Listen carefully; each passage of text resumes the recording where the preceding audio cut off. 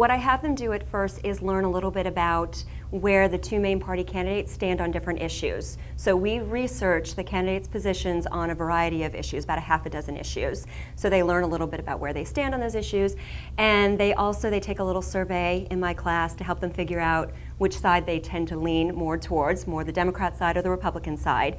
And then based on that information, they pick a side and start working on a campaign for a candidate.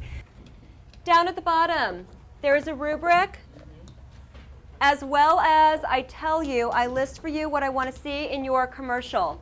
Your commercial has to have at least one fact, one opinion, just like your campaign posters, at least one form of propaganda, and I don't care which one you use, endorsement, glittering generalities, symbols, any of those are fine.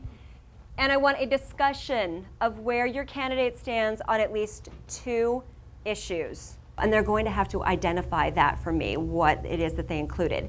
And then also thinking at it from the perspective of somebody creating a commercial, your goals are to educate the voters and ultimately to help your candidate win. We're just brainstorming right now about all the different things we could do.